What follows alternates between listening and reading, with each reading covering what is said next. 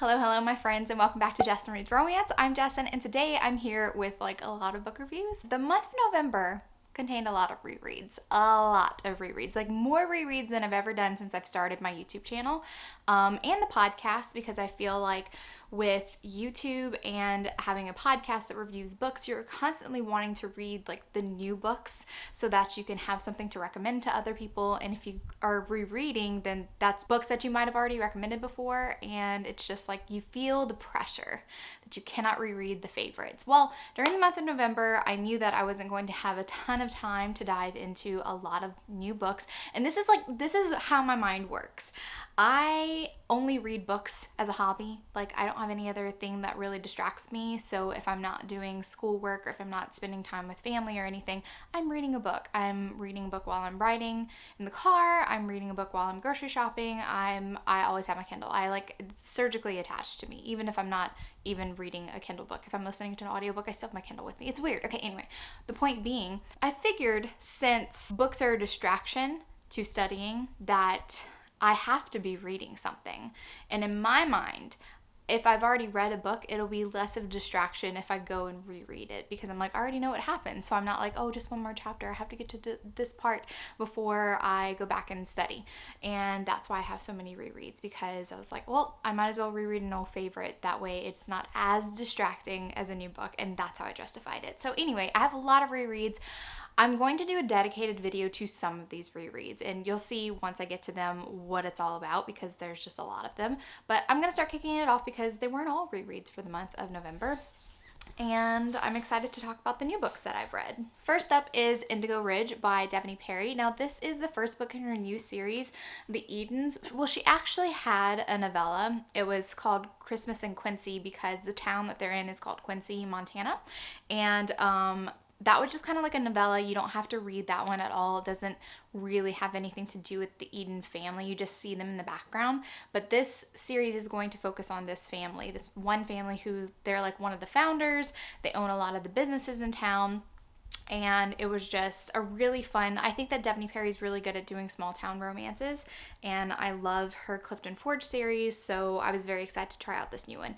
Now, Indigo Ridge starts out with, it kind of actually has a similar vibe to the Clifton Forge series, because the heroine Winslow, she comes into town because her grandfather lives there. She used to go there very frequently, but now she's moving there and she's going to be the new sheriff, some sort of law enforcement agent. I forget what it's called. But anyway, she's going to be the new head honcho in Quincy. And she goes to this local bar. She sees this really hot guy, and she doesn't want to have a one-night stand with somebody who is in town, but he says that he doesn't live in town. He's like, I'm not from here. I don't live here. And so she's like, this is a green light. I can have a one-night stand. I'm not going to be sleeping with one of the townsfolk that I would be like running into and make a bad impression with the town or whatever. Well, joke's on her, because he is one of the famous Edens. Griffin is grumpy, and let me tell you, I need a dedicated video to all the grumpy Griffs, because I've read so many books where the hero is a grump and his name is Griffin or Griff, and I love it. I now associate the name Griffin with a grumpy hero, and that's just the way I like it. So anyway, I really love Griff. He was very put out because his sister owns a bed and breakfast, and his brother is like the chef at the restaurant that's there, and he ends up by running into Wynn with her grandfather and realizes like, oh my god, this is the granddaughter of the mayor. And she's the new sheriff or whatever. Oh my god, what is she? It's gonna bother me. I forgot what her title is, but he's like, she is, I don't want this. I don't want a relationship. And they just kind of pretend that they don't know each other, that they've never met each other, and definitely have not slept with each other. Winslow's just like, I can't deal with this because I'm having trouble making my mark, because none of cops that work under her really respect her yet. She's new in town. A lot of people think that she got the job because of nepotism. So they don't really respect her and she's trying to make her mark. Well, early on in her career, they get a call and she wasn't even informed of it, and she just so happened to see one of the cruisers like speeding down the road because they got a call that there was a suicide. So there's an overall plot that in this town there's been a rash of these unexplainable suicides, and it all happens in Indigo Ridge, which is a part of Griffin's property. His family has a big ranch, which is technically not all in Quincy or whatever, which is why he said that I don't live in Quincy. And Winslow wants to investigate this because this doesn't seem like a typical suicide. There's no like note, and there was no indication that this girl was suicidal at all. And she starts looking into the other suicides that have happened during around Indigo Ridge and throughout the years, and she is adamant that this is not a suicide. And Griff is just like, I don't know why you're digging into this, you're just making trouble, just leave it alone. So she's investigating this. Griff becomes involved in it as well, and it's really cool. There was a twist at the end that I really particularly liked. I thought it was pretty fun, and I really did enjoy the relationship between Winslow and Griff because it's just kind of like they're adamant that this is nothing more than a one-night stand. And then a 2-night stand, and like, this is not a relationship, I don't want anything more. But they slowly just kind of like mesh into each other's lives, and I love when it happens despite the characters like claiming like this is nothing more, but you can see like you're actually like witnessing that of course it's something more, you're just not ready to admit that, and like that's something that gives me life. So anyway, I really enjoyed this book. I gave it 5 stars because it was a very enjoyable read. Next, I reread Dangerous for the podcast by Minerva Spencer. I really like this author in the series. I also previously had read Barbarous, which is the second book in the series. I still have not read the third book, and I really want to, and there's a spinoff with the kids. But I really like this because the heroine is not your typical debutante heroine. First of all, she's older. She's in her late 20s. She might be 30. And she has spent most of her time in a harem because she was captured and gifted to this like sultan over there, and she's finally made her escape. Well, her father's pretty embarrassed about her, and so wants to marry her off pretty quickly, decides to bring in this man who his moniker is the murderous Marquess, and it's like, yeah, this is the perfect person for my daughter. And I love the way that they fall in love. I've already reviewed this book, so I don't want to talk too much about it, but I just really think that it's very different because she has a different kind of perspective than somebody who's grown up in Britain, because she was 14 whenever she was captured. She spent more time there than she did in British, and she thinks that British customs are so weird. She doesn't like the food, it's bland. She's very comfortable with being like naked, and it's just so different. Anyway, I really liked it. I really like their relationship, so it's one of my favorite historicals that I've read this year. And then I finally read Misconduct by Penelope Douglas. Now, this is the first time that I've ever read this book. A lot of people say that if you like Birthday Girl, then you really like Misconduct because it is an age gap, a little bit of taboo because this is a teacher and the parent of one of her students' romance. And the way that this is set up, Easton Bradbury, she used to be kind of like a tennis star. Now she's teaching. This is her first year, and it's this very like affluent school in New Orleans, and she wants to make a good impression. But previously she had been to a Mardi Gras ball with her brother and met this mysterious guy, and they kind of hit it off, and their sexual chemistry was pretty off the charts, but he never got her name, and nothing ever really happened because he was there with somebody else anyway. But it was just like a chance meeting and this intense chemistry with a stranger. Fast forward, and now Easton is working as a teacher, and it's like parent night, so she's waiting for all of the kids and their parents to come in there. There's this one student, and he's kind of like a little bit troublesome. He likes to be a little sarcastic and whatever, a little smart ass, and his dad is late, and she can tell that there's something going on in their home life because he makes like a comment being like, oh yeah, he probably won't even be here, you know, typical dad, he's not going to be here, whatever. But when the dad walks in, this is the mysterious guy, and she's like, oh my gosh, I recognize him. Maybe he won't recognize me. I'm not wearing a mask, you know, and I'm dressed different, so maybe he won't recognize me. And it was almost like he almost left and did not know who she was. He was very abrasive too, so she did not like this persona, this dad persona that he was putting on, because he's very abrupt, and then he figures out who she is. So they have like a lot of sexual chemistry, but they butt heads because he is wanting to get into politics. He's very busy because he's like an entrepreneur. He's already had like businesses that he's run, and now he wants to get into politics, and he doesn't have a lot of time for his son. His son used to live with the mom like the majority of the time, but the mom and the new stepdad actually moved away to another continent, which I forgot already because this is the beginning of the month. But Tyler was insistent that he did not want his son to go move cross country, that he needed to stay with him. So they don't have a good father-son relationship, and Easton has some teaching methods which he does not agree with, because it involves a lot of technology integration, and he's like, kids are always on their phone, like it doesn't make sense. Whenever he comes home, I don't want him to do homework on his phone or on social media or whatever. And she was just like, listen, I have a method to my madness, but he does not care because he's old school and he wants it done his way. And so that's why they butt heads. And then they're also carrying on a secret relationship. So I thought that it was pretty fun. It definitely wasn't, it's not my favorite Penelope Douglas. I had some issues a lot with like the relationship and just like the maturity level. Both characters, really. It's not even just because Easton was a lot younger than Tyler, but Tyler acted very like immature, and I didn't love his high-handedness in some situations. And then the plot twist that happens toward the end, we figure out what's going on with Easton and a past situation that she's had with a stalker. And there was like some sort of twist at the end, and I just didn't love that. I didn't love the way that played out. So I only gave this book 4 stars. Next, I read Wolf by Jessica Gadziala, and this is the 3rd book in her MC romance. What is it called? It's like Knave Sink or something like that. I'm not sure. But Wolf is the hero, and he's like the silent, broody type. He likes to like talk in like 2-word sentences. The less words he can say, the happier he is. And this kind of has a little bit of tie-in with the previous book, Cash, because there was this situation that happened in Cash where a lot of different criminal enterprises were hit with bombs, including the MC, including this other like sex trafficker. Like there was a bunch of people who were affected by this, and nobody knows who did it. Okay, everybody's on the look. Everybody's trying to figure out who the hell's planting bombs at all of these different factions.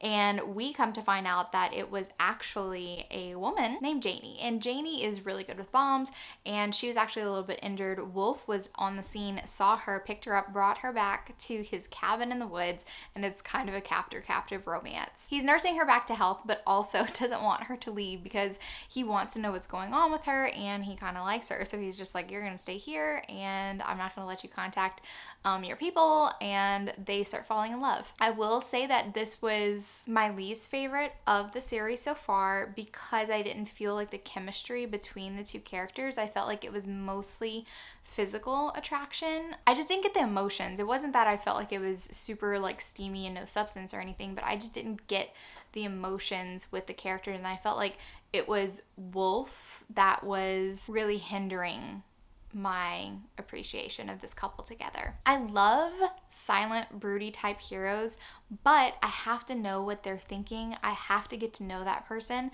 So sometimes it could be a hindrance if they're too silent and if they don't want to examine their feelings like internally or anything.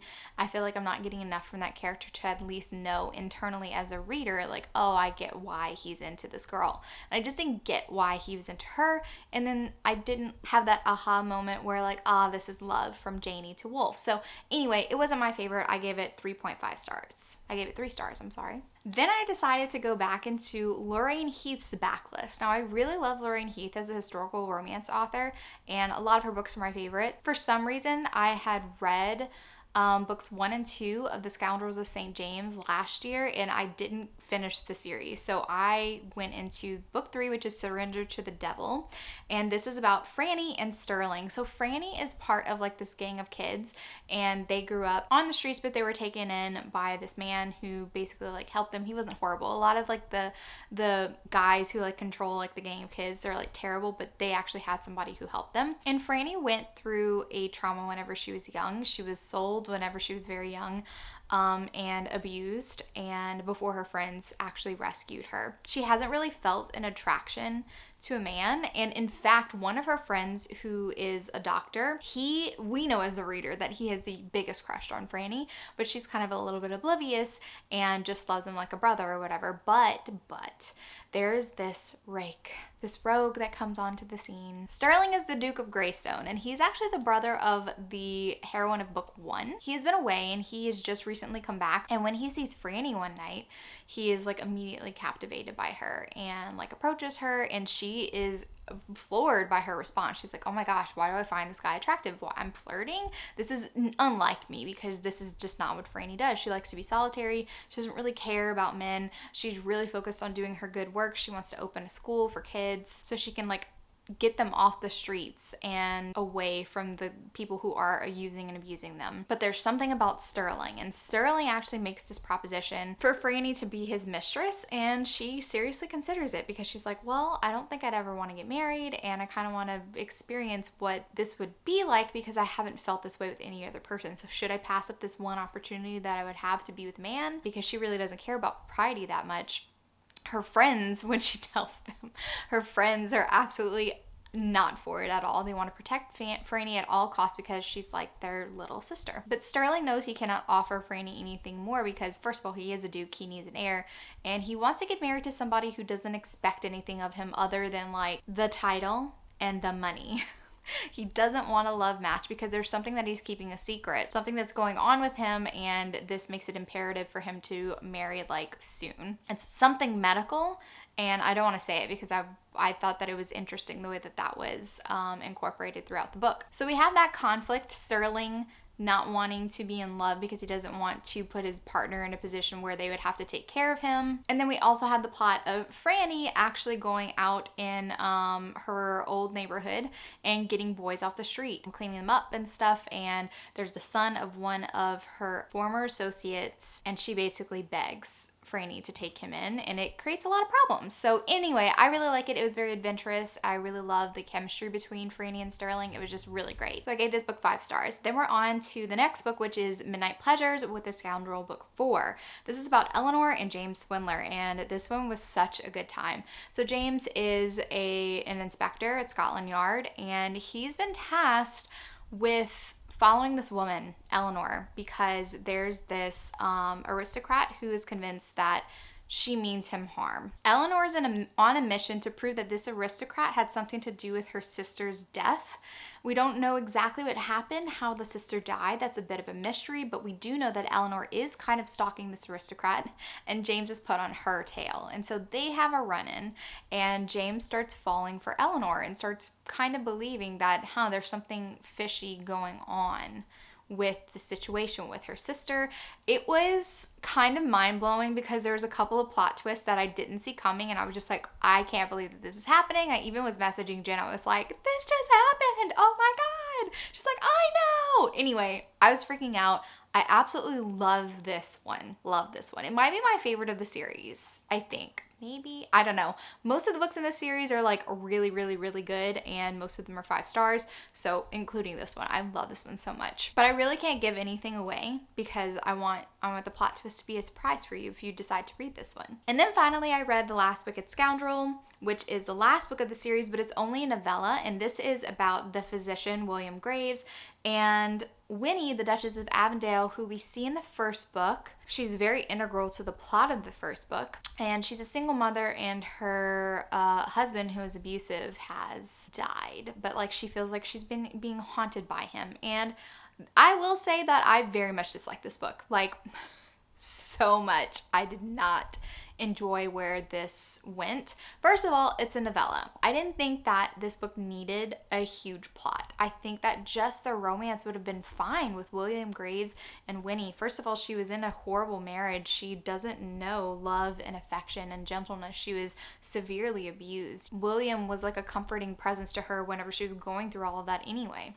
So I really think that a book would have been better if it would have been focused on just their romance and him finally making a move and her being ready to actually experience like love in a relationship that's not abusive. But no, there was a big plot, which I thought was terrible. And it actually made me really frustrated with a lot of characters because there's a secret that a lot of characters have been keeping from Winnie, and they continue to just not tell her and inform her even though her life is in danger. And I'm just like, I was like, what's going on here? Characters, why are you behaving so badly? So I very much did not like this one, and I gave it 3 stars. Then I reread Carnal Urges because Savage Hearts was coming out and I needed a refresher of Carnal Urges. No, I just wanted to read Carnal Urges. It's one of my favorites. J.T. Gessinger was just like a genius when she created this pairing, Sloane and Declan.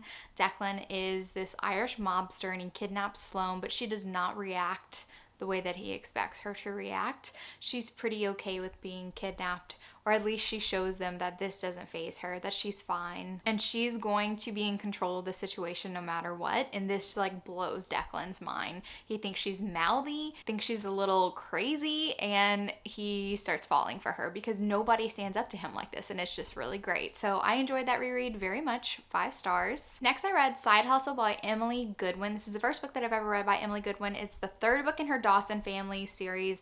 I'm pretty sure I got this book for free from BookBub or something. So our heroine Scarlett is kind of a con artist. She's really struggling. She grew up not having much at all, and her parents really didn't care about her. Her father's in a nursing home, and she doesn't have enough money to get the medication that he needs, and she wants him to be in a better place. Like, even his nurse that's taking care of him was just like, I'm trying to get a job in a new place because this place sucks, okay? So she has relied on her kind of conning abilities to con men out of money, and she wants to take this babysitting job for a really rich person and just like take all his money basically. And so she is interviewed by this woman who she knows that they have a lot of money, but what she doesn't know is that the interview, she wasn't paying attention because a lot of things were going on with her dad that day while she was doing the interview. So what she doesn't know is that the woman was actually interviewing for her brother, who is just a cop. And he's a single dad. So Weston is a single dad, and his wife basically just like up and left him and his son Jackson. He's been raising him since he was a baby. She hasn't been in the picture for years. And I think Jackson's 5, around that age. He actually wants to run for sheriff. He hates asking for help. He wants to be able to be a good dad by himself, but his sister's just like, you really do need help. You need somebody to be there with Jackson whenever you have late nights at the office and stuff. So they hire Scarlett, and Scarlett gets there. She's like, oh no, why is this not a mansion? Why is this just kind of like a cozy house that I could picture myself living in? What is going on? And she has to kind of roll with it. So she decides like, oh, maybe I could actually do the job that I was hired for instead of trying to con somebody out of money. So she's a live-in nanny. And this is romance between Weston and Scarlett, and it's really cute. It wasn't terribly interesting. I found my interest waning like a lot, but there were some moments that really kind of like pulled me through it. Scarlett like bonding with Jackson, really getting to know him, and just kind of like experiencing like a safe place for once, and having people that like are caring and seeing like a good relationship between a father and son, like somebody who actually cared about his kid, you know, read to him every single night, tucked him in, and made sure that the kid was loved. And so she was just kind of like, wow, this is something that I've never had. So it was cute, but it wasn't super interesting. There was also something that happens toward the end that I was just kind of like, too over the top. Didn't really love it. So it's like 3.5 stars. Next I read Enthralled by Tiffany Roberts. And yes, this is an alien romance. Well, sci-fi romance of spider creatures. And I really love it. Okay, I really love this series. This is still about Ivy and Catan. If you read the first one, Ensnared, there's a lot more going on in this world because Catan is kind of like this loner Spider-Man. And I love whenever she calls him a Spider-Man, he's like, I'm not a Spider-Man. It's just really funny. You have to read it to know. But the problem is the queen of his alien race really wants Catan because Catan's the only one that defies her, and he has Ivy as his mate. Well, Ivy was from a ship that crash landed on this planet. They were supposed to have like a completely different destination. It was supposed to have landed like a couple hundred years ago. I forgot how long that this spaceship has been crashed on the actual planet, but lots of the people who were in their pods, they're like cryo pods or whatever, they malfunction, and so a lot of them are dead, but there are some that are still alive. And so Ivy wants to convince Catan that they should wake up these humans who have been slumbering for a couple hundred years, and he finally agrees. He's like, well, I'm gonna need supplies. Like, whenever I rescued you, you were very helpless. How am I going to care for a bunch of humans? So he has to get his friends to be on board. And so whenever she does wake up the humans, it's so endearing because like Ivy doesn't want to say that she's with this spider creature. She's a little bit embarrassed about it. There's just one guy who's a bit of an asshole, but everyone's pretty okay with it. They're taking things pretty well, and I love the way that they kind of come together.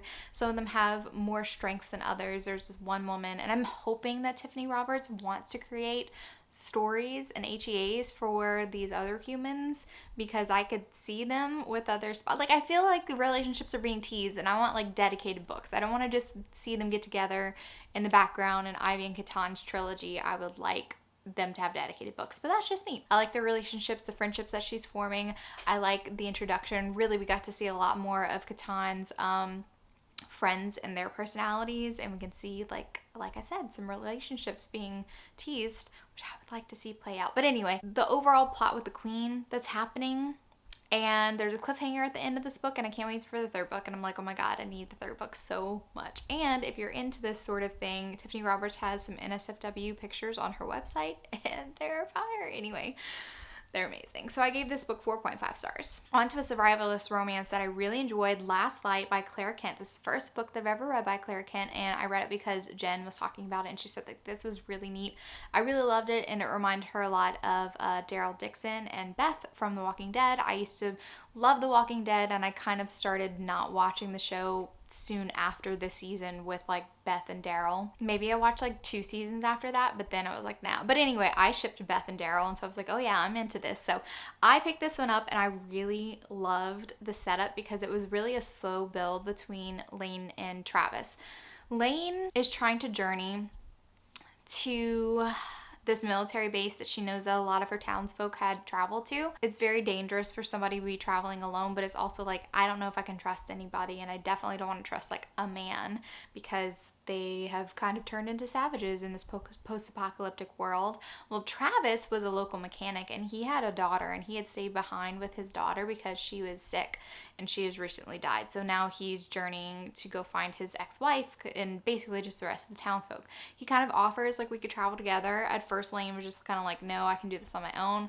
But then he comes to save her later, and they start traveling together. And eventually, some sexual attraction starts building up. I really love how respectful Travis was pretty much the whole time. He didn't want to make a move, didn't want to put her in a weird position. There is an age gap between them. And there was one moment that I actually cried during this book. Like, I really did cry. It involves a dog. The dog is not harmed, I do want to say that, but it was just like, I literally was bawling. I was like, what is this? Why am I crying? But it was emotional. It was just emotional, and I really liked it. It was a slow burn and not the best dialogue that I've ever read, but still very enjoyable book. I gave this one 4.5 stars. Next, I read another survivalist romance, which is A Wilderness Within by Emma Castle. I have read a book by Emma Castle before. It was a Tarzan book, and this is about Lincoln and Caroline, and this kind of reflects what happened at the beginning of COVID. So I just wanted to put it out there. It's very eerie. It was written before the virus, the spread of the virus.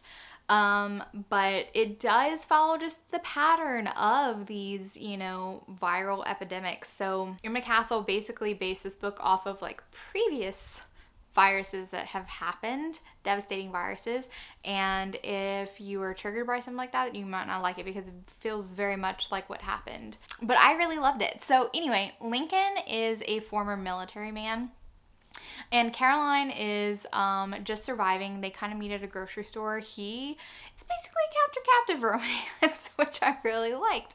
He's been kind of following her. She's really beautiful, and she went to a grocery store. He kind of sets a trap for her by like rolling out this can of beans, and she's like, oh my god, yes, beans. And he ends up by capturing her. He's just like, you shouldn't be alone anyway. I have skills that would make it easier to travel. We should stick together, and I'm basically not gonna let you leave me. And Caroline is just kind of like, oh my god, I gotta get away from this guy. He's crazy. But then eventually she starts falling for Lincoln. In fact, he makes a claim. He was like, look, I'm not gonna force you to be with me, but like, you're crazy if you think that you're not gonna have sex with me, because I know that you will. He's very confident, and she hates that he's so confident about that. But this romance is actually pretty sweet for captive romance, because it doesn't really have like the same vibe as a typical captive romance, because they do want to stick together for survival. He absolutely doesn't force her to do anything. He just like keeps her near him, and she eventually falls for him. And I really like the way that they grew to lean on each other, and yeah, it was kind of like really cute. So I gave this book 5 stars. I thought it was very fun. Next, I had put this on my October TBR and I never got to it, so I finally picked up Master of Salt and Bones by Carrie Lake. I've never read a book by Carrie Lake before, and I DNF'd it. So I was so convinced that I was gonna like this book, but it was weird. It was weird, guys. I don't know what kind of story this is supposed to be. I didn't get very far in the book. Let's see if I can find my place. Okay, I got like this far in the book, which is 80 pages out of 500. I didn't love the way that the story was being told. First of all, there's a lot of flashbacks like every other chapter. I don't really love it. It's kind of telling the trauma that Lucian, the hero, has gone through. His family have this like huge home, this basically castle on an island. And there's lots of rumors going around about the family. They think like the family's cursed and stuff like that. The heroine, Isadora, is hired to be the companion to his mother, who is not all there. We know that Lucian is like scarred, heavily scarred on one side of his body, or at least his face. But the flashbacks going back to his childhood and his friend from boarding school and this maid, this very sexual French maid, it was so weird. He was like abused, and it was like, anyway, I just told Jen, I was like, does it get better? And she was like, I wanted you to read it because I want to know your thoughts about it, but like I didn't love it. So I was like, I'm not going to push myself through it because I don't really love it. And she says, yes, the hero has all the traumas, and I'm just like, sometimes there can be too much. So I thought that this book was too much. I DNF'd it, and I probably won't. I don't know if I'll read another book by Carrie Lake because I don't really love her writing style. Next, I reread The Highwayman by Kerrigan Byrne. It's been a long time since I've read this first book in her Victorian Revel series, and the Reich Appreciation Society reviewed that one for November, so I had a really good time listening to the audiobook. It felt so familiar, but again, since I've only read this book once and it was a long time ago, I felt like it was also kind of like a fresh experience as well. I was like, oh yeah, I do remember that, and I was like swept into the story again. This second chance romance between these two orphans who like got married whenever they were like 7 and 5 or whatever. It was just so cute because there's a secret identity plot, and I absolutely loved it. So it's 5 stars for me. Victorian Rebels are awesome. If you haven't read it before, you should totally do that. Then I wanted to get a little crazy, and I read A Nurse for the Wolfman by Eve Longley. This is the first book in the Chimera Secrets, and this is about Luke and Margaret. So Margaret is a nurse from Canada, and she's been hired. She knows that this is like a privately funded like hospital. They're working with like coma patients and stuff, and what she doesn't know is that these are humans being experimented on, and their DNA is being combined with like these animals and stuff. And she eventually gets assigned to this one guy named Luke, who they said that he's like a troubled patient, and he has like wolf DNA in him, but she has like no idea about any of this, and he experiences this crazy sexual attraction to her, like her scent and stuff like that. And so the powers that be, these guys, these military dudes who are sanctioning this, are throwing them together because they need Luke to be on their side because he's one of their only successful experiments. And so they're hoping by pairing him with this woman, Margaret, who is some sort of like mate to him, will make him want to work with them. So this book was pretty funny, like situationally funny. Eve Longley does do well with humor. I've read a couple of books by her before. It wasn't like ha-ha funny, but like kind of situation. I really like the sassiness of the heroine, Margaret, because she does not let Luke bulldoze her, and I just thought that it was really fun and interesting. I would be interested in continuing with the series. I gave it 4 stars. Then I decided I still was in the mood for like some, sci-fi paranormal romance. I wanted to read How to Date Your Dragon by Molly Harper. This is the Mystic Bayou book 1. So it's set in Louisiana, and after I was done with listening to How to Flirt with a Naked Werewolf, this one automatically started playing. So I was like, yeah, okay, I'll listen to it. So it's kind of been sitting in my library for a little while, and I was very interested because the heroine, Jillian, she was supposed to go to like South America to work with like this unicorn population, but something happened to her mentor, and she got relocated to Mystic Bayou. There's this like rift in the town, this very small town. It's created this like very interesting cohabitation between mystical beings like shapeshifters and witches and all that, and humans. And so she's studying how do they interact with each other, how are they able to coexist peacefully together. The sheriff's name is Bael, and she has no idea what kind of magical creature this guy is, and that's one of like the charming things about it. She's always trying to figure out what it is. And like the mayor of the town is this bear shifter, and like he's very like bear-like. He's like burly and loves affection and stuff like that, and it's just really cute. I think that the town is really, really adorable. I very much enjoyed it a lot more than How to Flirt with a Naked Werewolf. I think that the world was a lot more accessible and fun, but I will say Molly Harper is very low on the steam scale. I feel like more could have been done with the relationship. I wanted more emotions from the character, but I still really enjoyed the book, so I gave this book 4 stars. Next, I read Eastern Lights by Brittany C. Cherry. This is the second book in her Compass series. I read Southern Storms a long time ago, and I had always meant to go back to Eastern Lights once she started advertising Western Ways, which is the third book in the series. I was like, oh yeah, that series, let me go back and go read book 2 before book 3 comes out. So this is about Connor and Aaliyah. And Aaliyah, she's been unlucky in love. It's Halloween night and she just meets this random guy, and they end up by spending this very charming night together because he's just like, there's something about you and let's hang out together by the end of the night and stuff like that. You'll fall in love with me or something. Now I will say, since it's been so long since I've read Southern Storms, I didn't recognize Connor.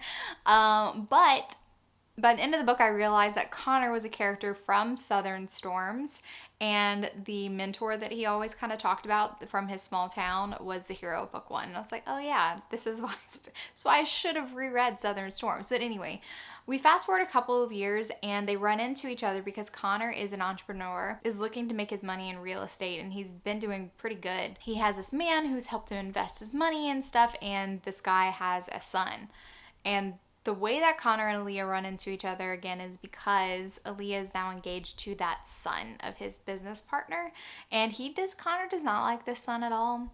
Thinks that he's lazy, just kind of takes advantage of his dad, and also is a womanizer because even though that there's an engagement party for Aaliyah and this dude, which I already forgot his name, he's checking out the new secretary or the intern or whatever, and Connor's just like, aren't you supposed to be marrying Aaliyah? So anyway, it creates a unique situation because Connor wants to be there for Aaliyah whenever the relationship goes crash and burn. We all knew it was going to, and he's trying to be there for her as a friend, but of course there's this sexual attraction between them. I will say that it got a little complicated toward the end. The plot twists were a little convoluted. I wish that there was a little bit more time that we could have spent with Connor and Aaliyah being in a relationship, like seeing how they worked, because they were like in the friend zone, and then it's just kind of like a sex thing, and I don't know, I just want to see them in like, hey, I like you, you like me, this is kind of a relationship kind of thing. And they always kind of acted in their own self-interest rather than the other person, so I got a little frustrated with them as a couple. So I give this book 4 stars. It wasn't my favorite Brittany C. Cherry. Okay, and then I did a series binge. So a while back I read the second book in the Bellamy Creek series by Melanie Harlow, and so I was like, I'm feeling in the mood for just like a cutesy small town contemporary romance. Let's go back to book 1, which is Drive Me Wild. And this is about Blair and Griffin, and I think that this one's my favorite book in the series. This is a grumpy Griffin. Surprise! I told you, it's a thing, and now you're going to see them all over the place. If you're reading contemporary romance, you're probably going to find a grumpy Griff, just letting you know. Anyway, so Griff is grumpy, he's a mechanic, and this woman named Blair, her dad was very rich, and then they found out that he was like embezzling money or whatever, so they don't have any money anymore. Blair is trying to branch out on her own, and she's heading to Traverse City, but she decides to pull into the small town because they had a sign on the highway advertising like this Best Pie, but it's like decades old, and the woman isn't even alive anymore, so there's no pie for her. And then she gets stranded because her car's a piece of junk and she needs like a lot of work done, but she's in her debutante dress, so it kind of looks like a bridal dress, and she like passes out, and I just love it because it's like, it's so freaking cute. She ends up by crashing on the couch of Griff, who's the mechanic, because he finds out that she has no money and no place to go. And she ends up by becoming his like kind of office manager just to kind of get some money, pay him for the parts, because he's like, I need to fix your car. You're not going anywhere with this. And they slowly start falling in love, but it starts off as like a friends with benefits type of thing, very sexual in the beginning.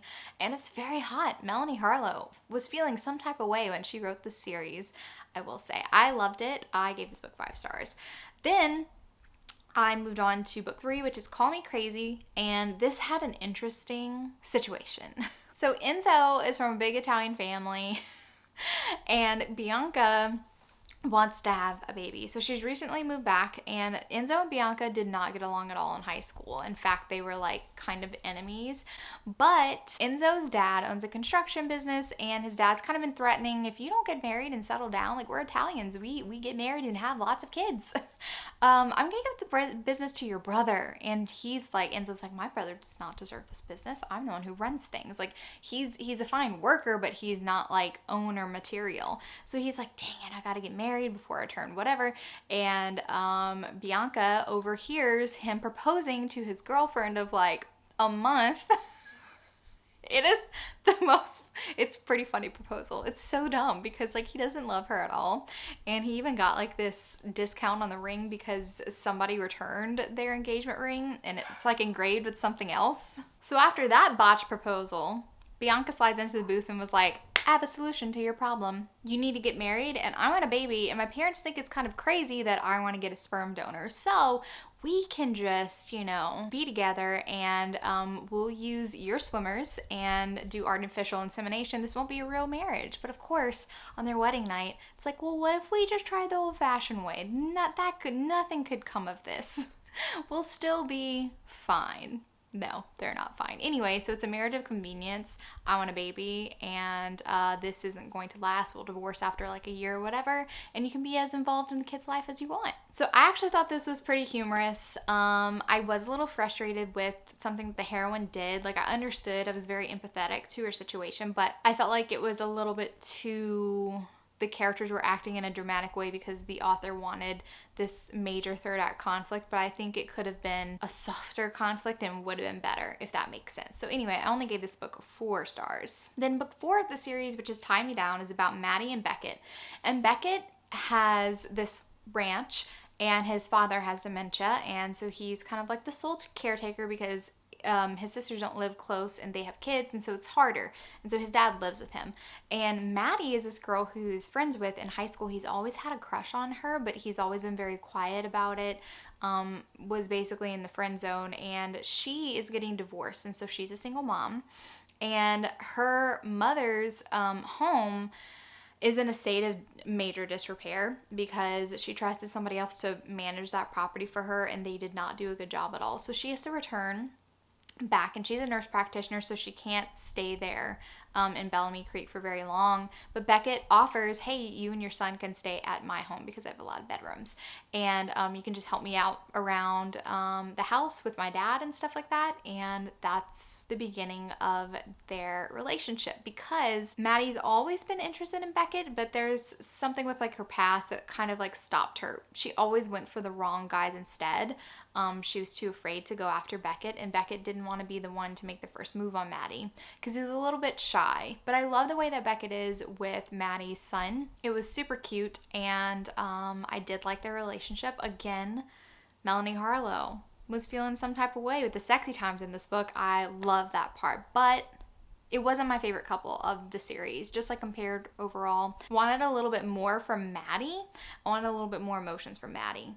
So I gave this book 4 stars. Then I reread The Lady Gets Lucky by Joanna Shupe. This is one of my favorite historical romances of the year. I really love this setup. It's a teach me situation, kind of friends with benefits situation, but only in a teaching capacity. The heroine's very innocent and trod upon by her horrible mother, and the hero has some self-esteem issues because his dad is just horrible and said some horrible things. I love the way that this romance plays out. I've talked about this book a couple of times, and I will again, so I won't harp on it too much, but oh my god, I love it, and I also love the cover a lot. Then I decided to reread Stone Vows by Samantha Christie. This is the 3rd book in the Stone Brothers series, and this is a unique situation that I really liked, and I was just craving the story. I don't know why, I just was. So Kyle is a medical resident, and he's doing a rotation in the emergency room, and he discovers there's this pregnant woman who's sitting outside the bench in the emergency room not coming in, and she's saying like, I think I'm bleeding, but I can't come in. I don't have insurance or anything.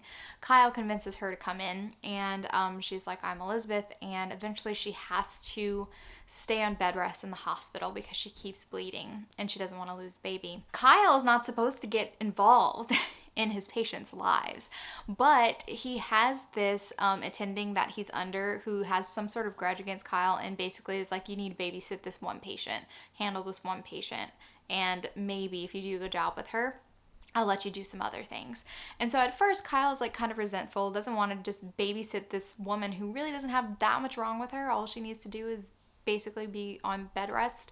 And he starts developing feelings for this woman named Elizabeth. And she has such a mysterious past. She doesn't want to talk about herself. She always deflects the conversation. And she's pregnant, like, and possibly homeless. And Kyle is just like, I'm drawn to this woman. I love their romance. I love their romance. So anyway, it was just such an enjoyable book, and I gave this book 4.5 stars. Next, I wanted to reread some of my favorite books of all time because I was like, I think I've gone all of 2021 without reading them. So I picked up Flow by Kennedy Ryan, and I was like, I'm in the mood for it. I'm in the mood for Grip and Bristol. I read Flow pretty fast, and I was like, I'm gonna wait, but no, I had to immediately jump into Grip because, you know, if you've ever read this series, Flow is just the prequel novella, and it just establishes Grip and Bristol's relationship when they first met when they were like in their early 20s, and then 8 years later.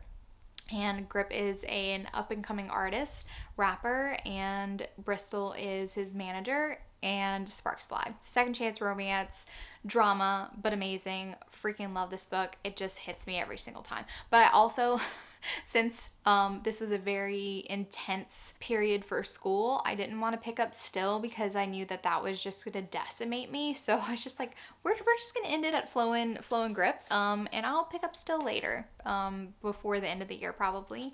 So anyway, it's just nice to revisit some of my favorite characters of all time. Then I read Savage Hearts by J.T. Kessinger. And oh my god, this book is so good. This book is so good. Okay, so Riley is the little sister of Sloane, who is the heroine of book 2, Carnal Urges, and they don't have a really great relationship, but Sloane is inviting Riley because she's like, I met a guy and I want you to be there. I want you to come meet him. So Riley is flown out to this unknown location. She's like, what kind of man is my sister dating? What is going on? Okay. Riley thinks that she's the ugly sister. She's very frumpy. And then Declan, who is Sloane's fiance, or well, he keeps proposing to her and she's like, not yet. He's a wanted man, and there's some shenanigans going on with the hero from book 1 and book 2. So Cage and Declan are not friends, and Cage kind of hires this hitman to kill Declan. So the hitman, Malik, who's Russian, is there, and he's scoping out Declan. And when Riley arrives at the Big McMansion, he can't get a good shot at Declan because he's hugging Riley, his future sister-in-law. But he thinks that Riley is a homeless prostitute because the way that she's dressed, and it's just the most funny situation because Malik is just like, I have to help this poor deer who's getting taken in by this kinky couple who's hiring this homeless prostitute. She probably has no other choice. And it's freaking amazing. It becomes a captor-captive situation, and I freaking loved it. The humor was amazing. I love this book so much, and the series is so good. Series is so good. Then I read Love Notes by Christina C. Jones, which is the first book in her Equilibrium series. It's on the shorter novel size, so it's not a very long book. But this is about Jules and Troy. Jules is returning home after many years. She's had this horrible relationship with her mother, but it's kind of affected her relationship with her aunt and her cousin and also her uncle, which she hasn't been home in the longest time, even though her mother's passed away. There are just lots of emotions going on with that. But finally she is returning. She's opening a photography shop, and she wants to do this series where she goes to local businesses, Black-owned businesses, and take photos of them because it's a series called Home. But on her first night, her cousin takes her to this like coffee shop, which is like, they have amazing like music and stuff, and it's just like the biggest like hangout spot in this town. And she meets this guy that night, and they end up by having a one-night stand. And he is very put out because after that night, his friends tease him, being like, oh, I thought that you were done being a player. I thought that you were looking for a wife. Like, I thought you made this resolution and you already broke it because we all witnessed what happened. and they had made a dare, or they made a bet with Troy saying that he couldn't last, and if he broke his vow to like find his future wife instead of like messing around with girls, he had to shave off all of his dreads that he's been growing for years, and so he has to do that. Anyway, so they keep on running into each other because it is a small town, and they do develop a relationship. I will say one of the things that I didn't love about the book is that it went from like 60 to 0, which is very strange. As in a lot of like one night stand romances, there's lots of sexual chemistry right up front, but I felt like Christina C. Jones like pulled it back all the way for a while. Like I was waiting for these characters to really like experience more of that initial chemistry like continuously as they were running into each other, but it was just very, very muted for the longest time until they decided that, hey, this we do feel attraction for each other, so maybe we should kind of be together. I thought it was cute, but I wanted more. And maybe if it was a little bit longer, I would have gotten it. I don't know. So I gave this book 3.5 stars. Then I read Ignite, which is the 6th book, I believe. It's not really, it's weird because on Amazon it doesn't really have that it's a part of a series, but on the cover of the book it does say Cloverleaf Farms. So this is the 6th book in the Cloverleaf Farms series by Melanie Harlow, and it's kind of like a spin-off, The Next Generation. I have read the first book in the Cloverleaf Farms series. I didn't really love it, which is ironic because one of the girls, the little girls in Irresistible, she's the heroine of this book, Winnie. And I really like this situation because it's like a neighbor romance. Dex is a single dad and he has 2 young daughters, and Winnie lives next door in this town home complex, and they kind of like share like a backyard.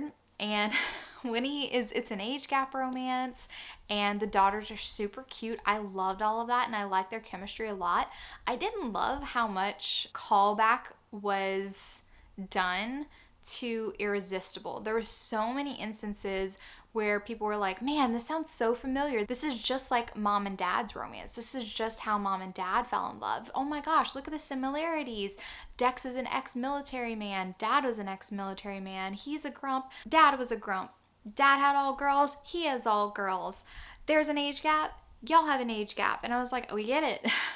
It's the same situation as her father's romance. And I don't know, I just was like, I don't want, like, it was just too much. I was like, I want to focus on this relationship. And I get it. I mean, sometimes spinoffs are a little bit hard because you want to see those favorite characters from the previous books, but there's a fine line between giving the previous characters too much attention and them taking over like the new generation, you know? So that's how I felt. So I only gave this book 4 stars, but again, freaking amazing. I love the relationship between Winnie and the girls. I think that the girls are the cutest. They really were some of like my favorite kids in a romance novel. They were just like super adorable. And yeah, so I really did like it, but it wasn't my favorite book by Melanie Harlow. Oh, and then I read The Wedding by Julie Garwood. I'm not going to talk about my thoughts in general about it because I haven't done the live review for Patreon yet, because this was the book that they selected for the month of November. The theme was Marriage of Convenience, and I will give you my rating for it. It's 3 stars. It's probably my least favorite Julie Garwood that I've read. I don't know why, but this book did not work for me, so I didn't love these 2 characters together, and that's all I'm going to say. Then I reread Love Hacked by Penny Reed. This is an age gap with an older woman and a younger man, and I love Sandra and Alex together so much. Sandra's a therapist, and she takes most of her first dates, all of her first dates, to this Indian restaurant, and this waiter named Alex has been observing her for years, and every single time that she's with the man always leaves crying, and so he's like, what is this situation? What is going on? And so one night he decides to sit in her booth and ask her, like, you have to be a psychiatrist or something, like, what's going on? I thought that at first you were giving them terrible news. And she's like, no, these are dates. And he's like, dates? What is going on? And she was like, I don't know. Do you think that I want to be dating people who they all end up by telling me their problems and then crying on my shoulder? No. And it's become such a like reoccurrence that I always refer them to my friend who's also a psychiatrist to help them with their problems. They just have this feeling when they talk to me that they can open up about all their issues, and then I'm like, I don't want to date this person. So Alex decides that he's going to finish up the date with Sandra. Sandra gets a little bit drunk, saying that it's been 3 years since she's even had a good kiss, and Alex is like, I can fix that right now. So anyway, I love this book so much. Alex is a gem. a gem. He's also a virgin hero, I will say that, and I love this book. So 5 stars for that reread. I enjoyed it immensely. And then for a lot of my rereads, which are going to be a separate video, and you must be like, oh my god, but you talked about so many rereads during this video. Yeah, I did. I told you I reread more than I read new books because I decided to start a reread of the Immortals After Dark series, which I'm not going to review all those books. That's going to be a totally separate video. I'm up to Lothair. The last book that I reread was Lothair. So for the month of November, I started with A Warlord Wants Forever, the prequel novella, and I'm up to Lothair right now, and I want to read all of them before Monroe comes out because I am a new fan of Immortals After Dark. I only started reading them last year. I've only read them once, so I wanted to do a reread because I need some refreshers. I'm not like the fans who've been there for, you know, years and years and years and know the characters front and back and all that jazz. I needed some reminders. But this video is already incredibly long. I knew it was going to be because it's basically a monthly wrap-up and weekly wrap-up combined. So yeah, they're gonna get their own video. Okay, I'm back. Because I realized that I forgot to include the last book that I read, which was Filthy Secret. I finished it last night, and this is the 6th book in the Filthy Fecker series, which is actually the 5 Points Mob series. You can call it either or, you know what I'm saying? And it's a mafia romance. It's also kind of a continuation of a certain couple, or at least the majority of the book is about Finn and Aoife, who is the couple from Filthy, the very first book in the series. There's some sort of secret that Finn has been keeping from Aoife since book 1, and we knew that it was all coming to head with the books in the series. As we got on in the series, we knew that it's gonna have to come out sometime. And I really did love everything to do with Finn and Aoife. I really loved how it was explored. There is some loss that goes on in this book. They're already married, so it's kind of like marriage in trouble situation. They have to work through some things, the secrets that they're both keeping from each other. But it's not just their point of view. So we get point of views from every single one of the brothers, and Aiden Sr. and Lena. We get some flashbacks. So it's a lot, and a lot's going on because the enemies of the 5 Points Mob, we've had the Sparrows in the background for a couple of books, kind of getting a little bit burnt out on all the Sparrow talk, all of the, you know, the spies who have infiltrated the 5 Points Mobs, like uncovering all the people who are betraying them, basically. And now we have like this new branch of the IRA who are like extremists that are coming into play. And it's just like, you know, you always have to have some sort of villain. And sometimes I feel like that bogs down the story for me when I don't care about the mafia politics. And I feel like the stories were always pretty strong previously, but this book I was really bored of the mafia politics in this one, because I just feel like whatever they do, there's something going on. There's some sort of new villain popping up, this new big bad, and it just kind of feels, especially if you're in the same world, it just feels like it's a never-ending type of process. So that was not my favorite part of the book at all, and I prefer my books to have one couple as the focus, and I wish that the majority of the point of view was Finn and Aoife with like a sprinkling of the other point of views if they had to happen, but there's just a lot of other point of views, and it's not my favorite. So this isn't my favorite book of this series, so I'm going to give this book 4 stars. I'm also kind of questioning what the next book's going to be about. So at the end of this book, Serena Ackroyd includes the title for the next book in the series.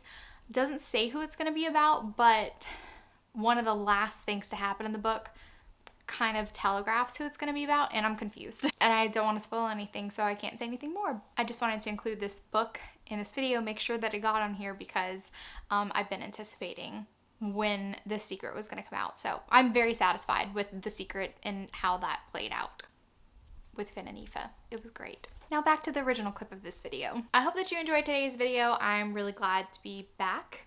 Even though I still have my finals to do, I still wanted to get on and film this video, but I'm very excited for the month of December, having a break and being able to film some more videos and interact with you guys. So anyway, if you like this video, give it a big thumbs up, and if you're not already subscribed to my channel, make sure you subscribe to get notified on any future videos that I do. Thank you so much for watching, and remember, life's better with little HEA. Bye guys.